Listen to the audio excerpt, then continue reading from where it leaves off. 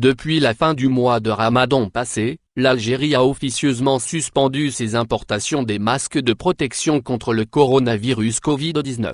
Cette décision a été motivée par l'immense scandale de pratiques financières illicites qui a ébranlé la pharmacie centrale des hôpitaux, PCH, depuis le 15 mai dernier.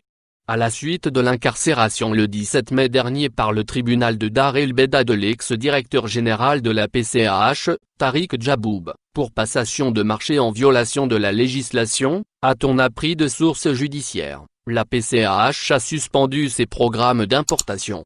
Le tribunal de Dar el-Beida avait ordonné aussi, par la même occasion, le placement en détention provisoire pour le même chef d'accusation du directeur des achats Kamel Slimani et du sous-directeur en charge des équipements médicaux, Abdelatif Tali, et le placement sous contrôle judiciaire du directeur de la finance et de la comptabilité, Farid Chiban. Après ces tristes événements sur lesquels la justice algérienne n'a pas encore achevé ses investigations, le ministère de la Santé a placé à la fin du mois de mai une nouvelle directrice générale à la tête de la PCH. Il s'agit de Madame Fatima Ouakti. Or, celle-ci peine encore à prendre ses marques et la nouvelle équipe dirigeante fait face à la colère des travailleurs de la PCH qui se solidarisent avec leur ancien DG Tariq Djaboub et ses cadres placés en détention provisoire. Les travailleurs de la PCH ont organisé avant l'aide plusieurs rassemblements pour dénoncer le sort injuste réservé à leurs collègues qu'ils considèrent comme des victimes de la machine judiciaire qui veut les sacrifier alors qu'ils n'ont fait qu'appliquer les instructions des hauts responsables du ministère de la Santé et du Premier ministre, Abdelaziz Djerad.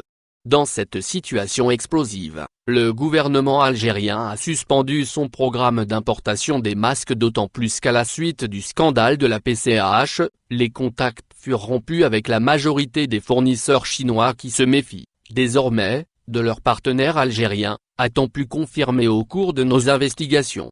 La nouvelle direction de la PCH a préféré ainsi rationaliser la gestion de son stock constitué d'à peine 20 millions de masques à la fin du mois du Ramadan.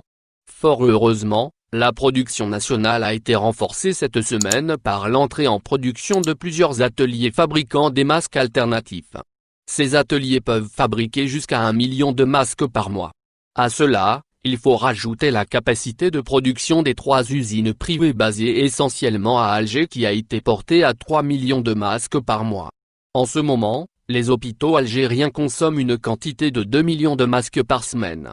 Avec son stock et grâce à la production nationale, la PCH peut gérer les besoins du personnel soignant algérien en espérant que les masques alternatifs vont répondre aux besoins du reste de la population algérienne.